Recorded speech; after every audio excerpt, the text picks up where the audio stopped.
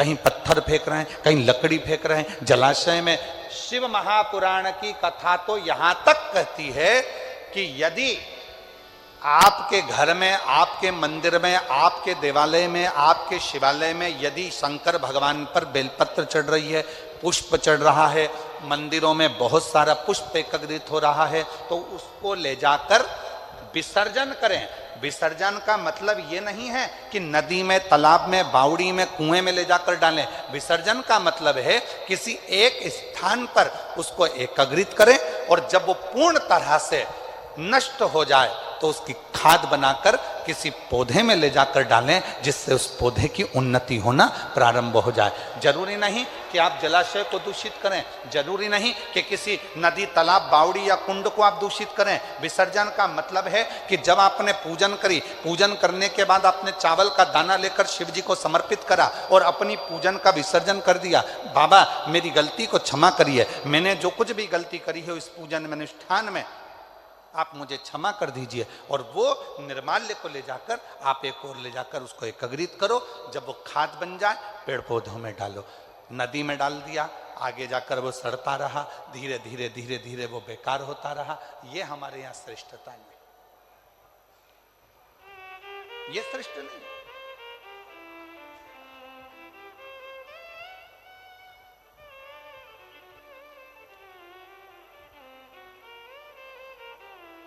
कई लोगों को तो आज तक दीपदान करना भी नहीं आता। हमारा निवेदन है विष्णु पुराण को एक बार पढ़िएगा, पद्म पुराण को एक बार पढ़िएगा, और हिंदी में गीता प्रेस गोरखपुर की विष्णु पुराण लेकर आओ, पद्म पुराण लेकर आओ, कूर्म पुराण लेकर आओ, नारद पुराण लेकर आओ। जितनी पुराणे हैं उसका धीरे धीरे अध्ययन करो तो आपको दीपदान करने का फल मालूम पड़ेगा। कई लोगों के मन में आता है कि दिया जलाया और उस दिए को जलाकर पानी में छोड़ दिया तो दीपदान हो गया। शिव महापुराण की कथा कहती है कि दीप को लगाकर जल में छोड़ने की जगह घाट पर रखो। क्यों? घाट पर रखोगे और एक दीप, 1000 दीप दान कर रहे हो, उसमें से एक दीप नदी में छोड़ दो, तालाब में छोड़ दो, बावड़ी में छोड़ दो, बाकी के दीप घाट पर लगाइए। क्यों? क्योंकि घाट पर लगाए गए दीप पितरों को भी रोशनी देते हैं, पूर्वजों को भी रोशनी देते हैं, घर का वास्तु ठीक कर देते हैं, हमारे घर में कालसर्प दोष हो उसको समाप्त कर देते हैं। और घाट पर लगा हुआ दीप पितरों के पिंड दान के बराबर माना जाता है और पितरों का पिंड भी वो दीप के बल पर हो जाता है। इसलिए दीप घाट पर होना। पर कई लोगों की आदत होती है, नदी में गए हैं, अगरबत्ती, मोमबत्ती, वो कौन सा मिठाई के डब्बे ले लिए, मिठाई के डब्बे, फुलझड़ी के डब्बे इकट्ठे कर लिए। कार्तिक का महीना था, दीपदान करने गए थे, 1000 दीप बना बनाकर सारा नदी में छोड़ दिया। आगे जाकर वो कचरा इकट्ठा हो गया और पूरी नदी दूषित हो गई। उस माँ को दूषित नहीं करना है, उस माँ को शुद्ध करना, उस माता को शुद्ध करना। कनक दानव प्रकृति को नष्ट कर रहा है, और कनक दानव जब प्रकृति को नष्ट कर रहा था तब इंद्र को सूचना मिली और इंद्र ने आकर कनक दानवों से युद्ध किया। और कनक दानव से जैसे युद्ध करा तो इंद्र विजय प्राप्त नहीं कर पाए। क्यों? क्योंकि कनक दानव प्रकृति को नष्ट करने में लगा हुआ था। जितना वो प्रकृति को नष्ट करने में लगा हुआ था उतना ही वो कनक दानव पर धन,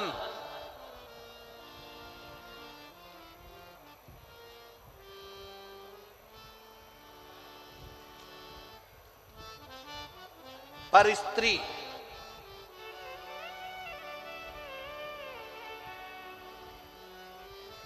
को अपना बनाकर अपने पास में रख लेता।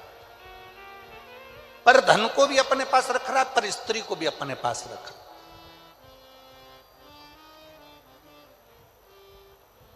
और दोनों बर्बाद करते हैं। पराया धन, पराई स्त्री व्यक्ति को बर्बाद कर देती है, नष्ट कर देती है। दोनों बर्बाद करते हैं। और कनक दानव पर धन को भी एकत्रित कर रहा है, पर स्त्री को भी एकत्रित कर रहा है। इंद्र युद्ध करते करते वहां से निकल गए, चले गए। तब भगवान देवाधिदेव महादेव के पास जाकर इंद्र को लगा कि मैं किससे कहूं कि मैं इस युद्ध को जीत नहीं पा रहा हूं। भगवान शिव जी के पास इंद्र पहुंच गए, सारे देवता एकत्रित हो गए। पूछा देवाधिदेव महादेव ने, क्या बात है इंद्र, क्या हुआ? तुम तो युद्ध लड़ रहे थे कनक दानवों से और तुम यहां आकर खड़े हो गए, हुआ क्या? बहुत अंतर है महाराज।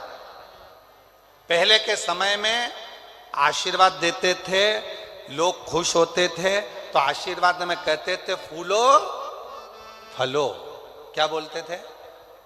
जम के तो बोलो जरा, फूलो फलो। और आज के जमाने में लोग आशीर्वाद देते हैं या प्रसन्न होते हैं तो कहते हैं हमको फॉलो करो। पहले महाराज जी कहते फूलो फलो, आज के जमाने में कहते हमको फॉलो करो।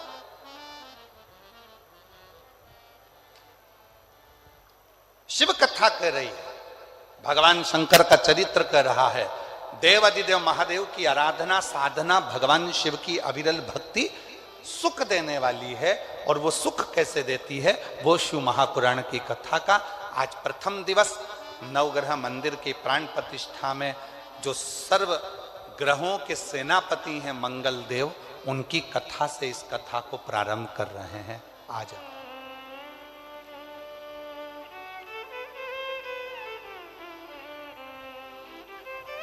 शिव कथा कर रहे हैं। और शंभु शरणे पड़ी मांगू घड़ी रे घड़ी, दुख का दया करी में दर्शन। मेरी जितनी जीजियां बैठी हैं, जीजा बैठे हैं, बेटियां बैठी हैं, बेटा बैठे हैं, आपसे निवेदन है आपको जो जो लाइन भजन की याद है वो हमारे साथ में गुनगुनाया करो, जिससे लगना चाहिए कि आप अपने पिता से देवाधिदेव महादेव से बात करने के लिए आए हो, केवल बैठने के लिए नहीं। यहाँ से सुना, यहाँ से निकाल दिया, बच्चा कुचा कपड़े का झटकार दिया, उसके लिए नहीं। यहाँ से जाने के बाद 3 महीने के अंदर जो तुम बैठकर मांगो वो तुम्हारी गोदी में आए तो समझना कि तुमने शिव पुराण की कथा को श्रवण। शंभु शरणे मांगू घड़ी दुख दया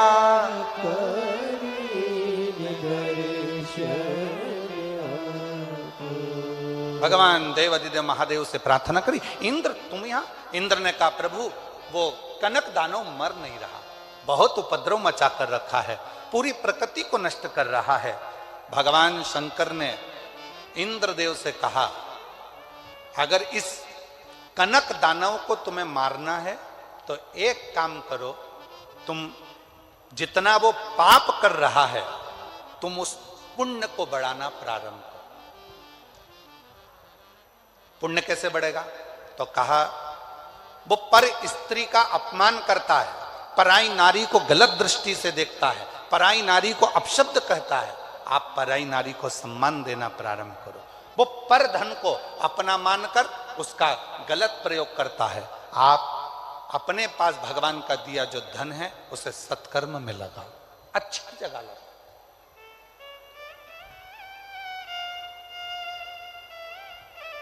श्रेष्ठ जगह लगाओ।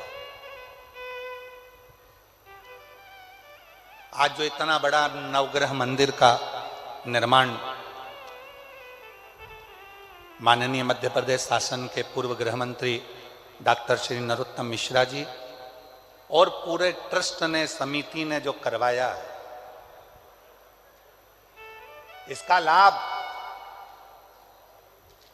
कोई व्यक्ति अगर सोचे कि केवल मिश्रा जी को प्राप्त होगा या डॉक्टर साहब को प्राप्त होगा तो आपकी सोच गलत है। जब यह मंदिर अपने डबरा क्षेत्र में इतना विकसित हो जाएगा, जनमानस में जब इस मंदिर की चर्चा होगी तो पूरा विश्व का व्यक्ति इस मंदिर के दर्शन करने के लिए यहां आएगा और डबरा का इतिहास रचा जाएगा। डबरा का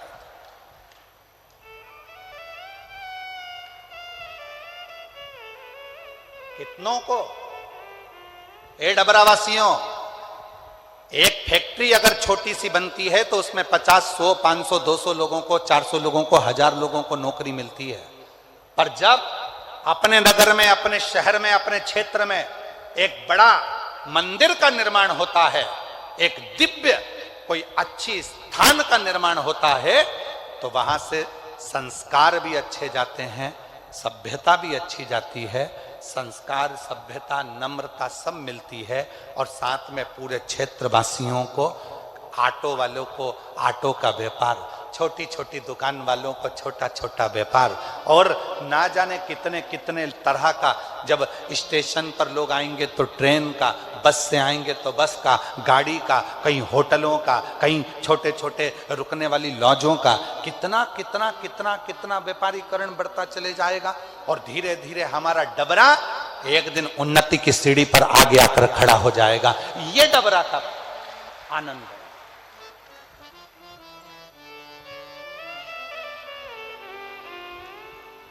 कहना सरल है। हमने माननीय डॉक्टर नरोत्तम मिश्रा जी, पूर्व गृह मंत्री जी से बैठकर एकांत में बात करी और हमने कहा, आपने इतना बड़ा मंदिर बनवाया, नवग्रह देवता का पूरा परिवार यहां पर विराजमान करा। पूरे विश्व में ऐसा मंदिर नहीं है कि नवग्रह देवता अपने पत्नी के साथ, अपने बच्चों के साथ विराजमान है। इतना बड़ा मंदिर तो आपको कहीं ब्रज की भूमि पर बनाना था, कहीं अयोध्या में जाकर बनाना था, कहीं उज्जैनी में जाकर बनाना था, किसी तीर्थ में काशी में जाकर बनाना था। अगर मंदिर बनाना ही था जिसमें करोड़ों करोड़ों रुपए लगे, और इस मंदिर का निर्माण तो कभी किसी तीर्थ में जाकर बनाना था, फिर आपने डबरा में क्यों बनाया? मैं ऐसे पूर्व गृह मंत्री डॉक्टर नरोत्तम मिश्रा जी को धन्यवाद दूंगा। उनका एक शब्द था, मेरे छोटे से गांव में कोई भी उन्नति की बात नहीं होती है, इसलिए इस मंदिर का निर्माण डबरा क्षेत्र में करा।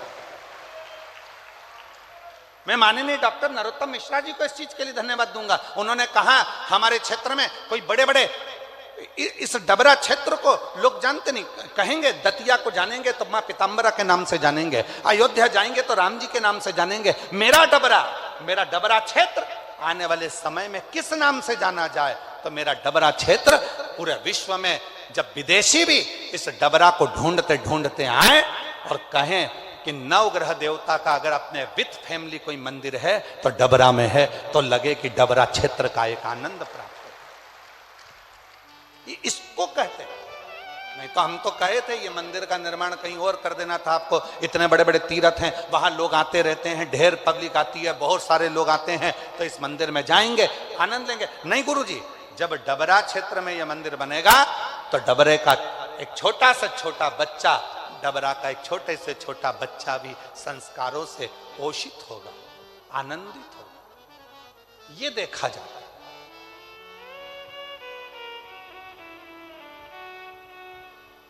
ये आनंद है। इंद्र को लगा कि ये कनक दानव मरेगा कैसे, कनक दानव का अंत कैसे होगा? तो भगवान शंकर ने कहा, पुण्य बढ़ा लो, अपने पुण्य कैसे बढ़ाना है? तो कहा, धन जो है उसको सत्कर्म में लगाओ, पर स्त्री का पर दृष्टि ना दे, भजन का बल बढ़ाएं, भक्ति का बल बढ़ाएं, स्मरण करें, भगवत नाम का कीर्तन करें। शिव महापुराण की कथा कहती है, जब कोई मनुष्य, जैसे भगवान शंकर ने इंद्र से कहा कि एक पार्थिव लिंग का निर्माण कर कर इंद्र, जब तुम जल धीरे धीरे उस लिंग पर समर्पित करोगे, शिवलिंग पर चढ़ाओगे, तो तुम्हारी शक्ति प्रबल होती चली जाएगी। शिव महापुराण की कथा में, विद्येश्वर संहिता में लिखा है, जब एक लोटा जल लेकर कोई भगवान शंकर के मंदिर में जाकर शिव जी को जल समर्पित करना प्रारंभ करता है, तो उसके अंदर एक अलग से तेज उत्पन्न होने लगता है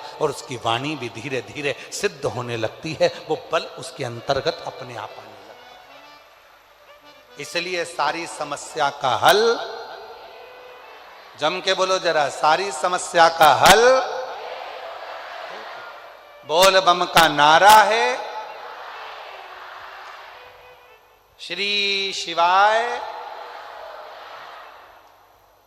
शिव को चढ़ाया गया वो एक लोटा जल हमें शक्ति उत्पन्न करता है, शंकर को चढ़ाया गया वो एक लोटा जल हमें बल उत्पन्न करता है, शिव जी को चढ़ाया गया वो एक लोटा जल हमारे जीवन में ऊर्जा उत्पन्न करता है। और कितनी ऊर्जा है महाराज। अग्नि पुराण का एक छोटा सा चरित्र है, ये कथा में बीच में हम उसको लेकर आ रहे महाराज। अग्नि पुराण का एक छोटा सा चरित्र, शंकर भगवान का एक परम भक्त था सुखदेव। अग्नि पुराण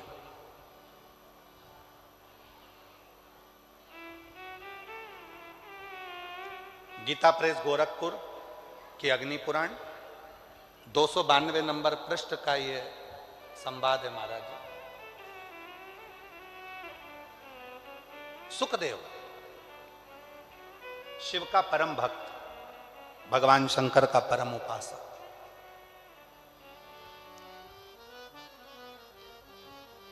पांच ताऊ जी थे उसके।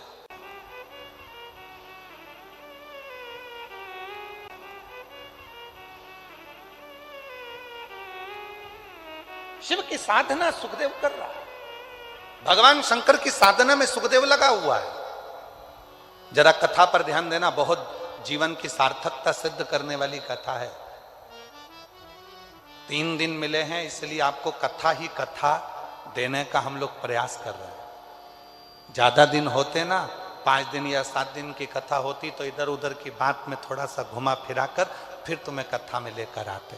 पर 3 दिन में तुमको इतना बाबा झोली में भर दे, बस इतनी प्रार्थना भोलेनाथ जी से है, इतना दे दे 3 दिन में, इतना दे दे कि 3 महीने के अंदर तुम फिर कथा के पंडाल में आकर बैठ जाओ। इतनी कृपा, इसलिए कथा को ज्यादा प्रयास कर कर उस कथा को आपके बीच में लेके आए। सुखदेव